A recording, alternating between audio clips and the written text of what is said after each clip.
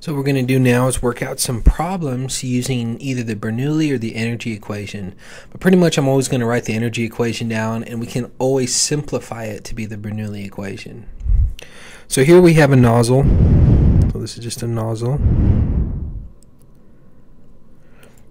And we're using this nozzle in a power plant or something to accelerate the flow before it goes to the turbine. So we have flow at the inlet here that's about, very negligible, very small velocity. We have the pressure though very high at the inlet. And what we'd like to do through this nozzle is convert that pressure energy into flow energy by the time it exits. So what we do is we shrink the diameter port here down to be small, okay? And by doing that, we can convert some of this low velocity flow into a very high velocity flow. But we know through our energy conservation relationship that since we're sacrificing or converting this energy from a high pressure, energy has to go somewhere. So the velocity has to increase and the corresponding pressure has to decrease. So what I've went ahead and done so far is I've selected these points, okay? And that's one of the most important parts to do when we're doing one of these analyses, is selecting these points. Once we have those points, we can start going through here and we can start making cancellations based on what we know of the problem. So here we know that velocity at point 1 is about 0. We know that the height difference between points 1 and 2, so the height difference between these 2 points is 0, right? So there's no potential energy change between the 2 points. We don't have a pump in our line between points 1 and 2, so we'll cancel this. We do have a pressure at point 1 though, a high pressure, and we also have a high pressure at point 2. Velocity at point 2, we don't know, so we have to keep that term there also. We do not have a turbine in between points 1 and 2. And we're going to assume that the flow in this case is frictionless. Okay, so we have frictionless flow, no HL. So essentially what we've done is we've simplified our energy equation to be P1 over rho G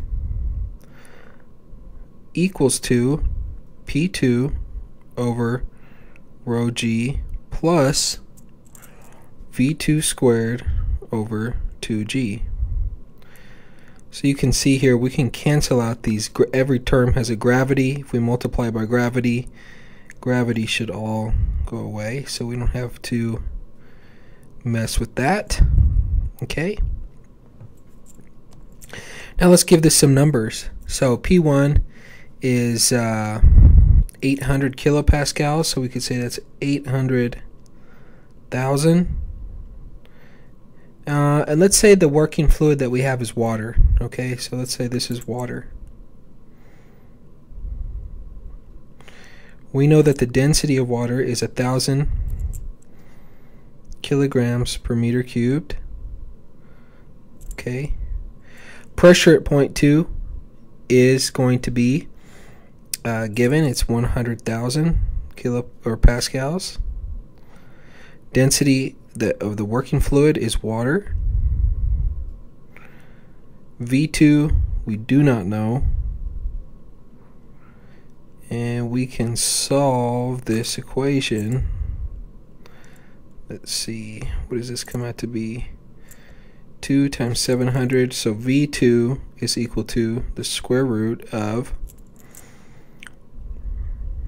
1400, or V2 is 37.4 meters per second. Alright, so this is the velocity we could expect coming out of that nozzle. Now, note I would like to make here is that this velocity, remember, we assumed was frictionless.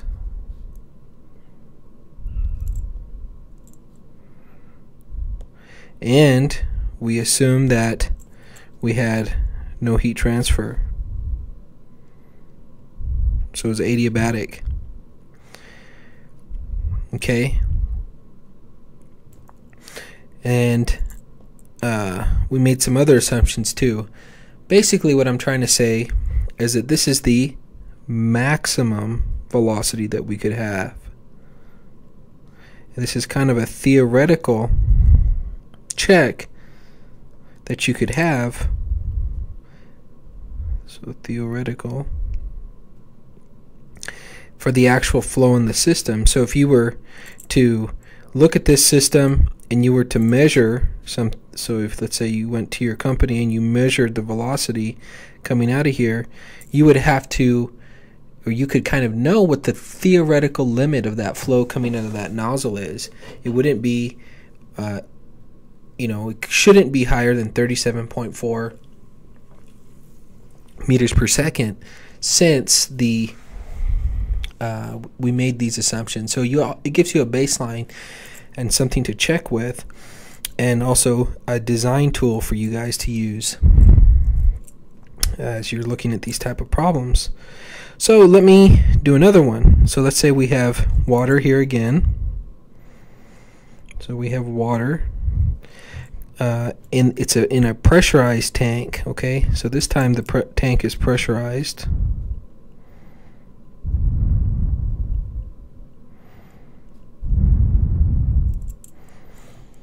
Okay, so you have a pressurized tank. It's pushing down on that water surface, and it's exiting this nozzle with a certain velocity. The pressure in the top of the tank is 250 kilopascals, and the pressure at the exit is just atmospheric pressure. Okay, so it's a little bit higher than atmospheric pressure here. Actually, quite a bit higher. Okay, and we have some other properties here. So what do we need to do? Again, we're going to start with our energy equation and the different terms in the energy equation. So at pressure 1, we do have a pressure 1. We can't cancel that out. Velocity at 1, now this is an interesting note that we're going to make. We're going to say that velocity here, first thing we need to do is we need to pick our points. So I'm going to pick my point 1 right at the surface of this water, and point 2 right at the exit here of the stream. So at point 1, we can say that the velocity is approximately 0. We know that it's going down, okay? We know that this is moving down with time. But we're going to say that the velocity of 1 is much less than the velocity at point 2. So therefore, we're going to say that velocity at 1 is approximately 0. And that makes our analysis a lot easier. And it doesn't sacrifice much accuracy as far as the final answer is concerned. So Z1, we have some potential energy associated with this water. We do not have a pump in our line between points 1 and 2. Pressure at point 2 is atmospheric. We'll keep that. Velocity at point 2 we do have. We do not have an elevation at point 2. This we're going to say this is our 0 point. We do not have a turbine between points 1 and 2. And again, we're going to assume no loss.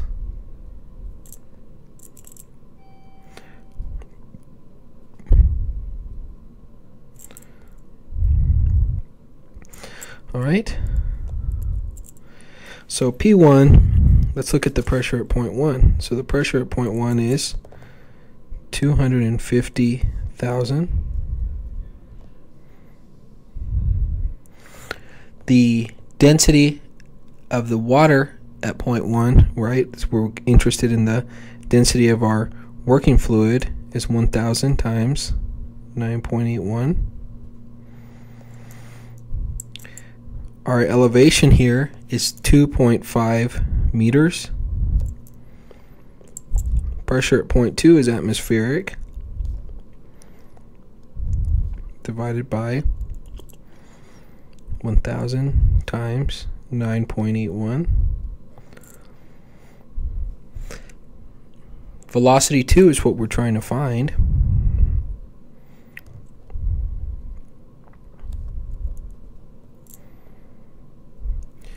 And that's it. Okay.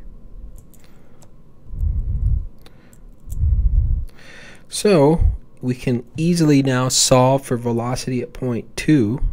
And velocity at point 2, using our Bernoulli equation or our energy equation analysis, 8.68 meters per second. And again, remember some of the assumptions we made is we had no losses, okay? So this would represent kind of a maximum or theoretical limit to how fast this velocity could come out of this tank. Nevertheless, it provides us with a good reference point and a design tool to use if we're trying to build something. Now finally, the last problem I want to work has to do with the pipe bursting. So let's say we have some oil. Well, let's see. Oil is black, right? So we'll have oil. Oh no, let's say water. Sorry. We can use whatever fluid, but let's just use, so we have water.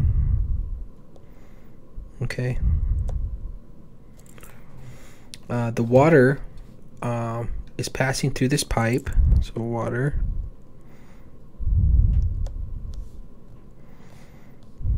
We have water passing through a pipe.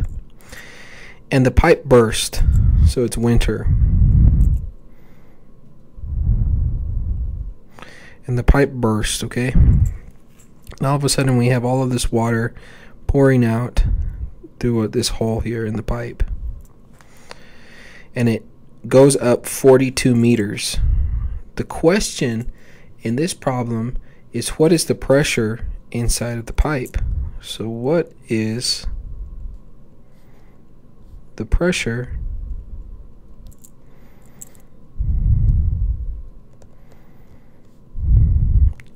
inside of the pipe?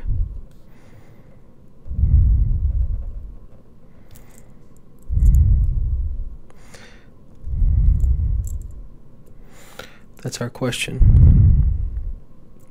Okay, so the pressure inside the pipe depends, obviously, or the height that this water column has exploded and gone up 42 meters depends on how pressurized that flow in the pipe is.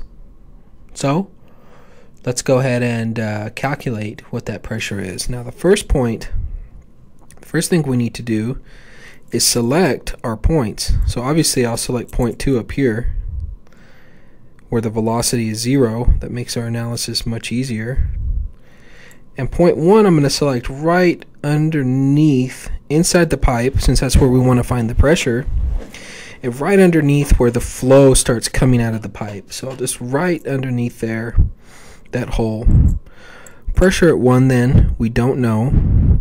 So since we are considering that the velocity is about 0, comparatively speaking to the jet velocity where I selected point 1, I'm going to go ahead and mark this out. I'm going to set our point 1 as a 0 point. I'm going to say we don't have a pump between points 1 and 2 because we don't.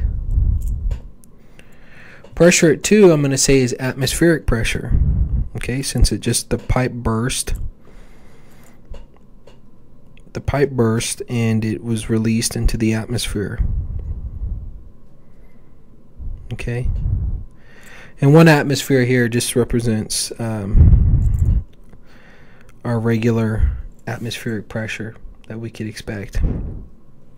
Velocity 2, since the water velocity hit a accelerates, it goes down to 0 and starts to decline at point 2. I'm going to say velocity at point 2 is 0. Z2 we have a certain height. We do not have a turbine, and I'm going to say no losses again.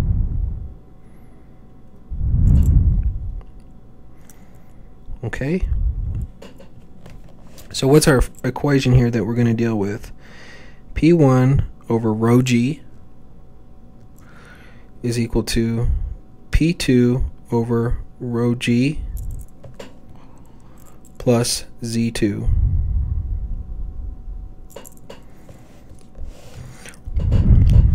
So obviously we could rewrite this as P1 is equal to P2 plus rho g Z2.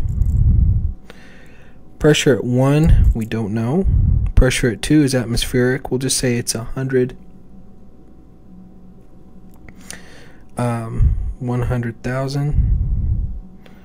plus rho, which is 1,000, g, which is 9.81, and the height of this is 42 meters. So pressure at 1, absolute pressure at 1 is 512 kilopascals. So this is absolute. What if we wanted to know gauge pressure? Well, we just subtract the atmospheric pressure. This would be 412 kilopascals. Okay, and what do you guys think? Do you guys think that the pressure would actually have to be higher or lower in this pipe to get it to go up in real life application? Well, the pressure would have to be higher, right? Because we're assuming that there are no losses in this flow. So if there's no losses,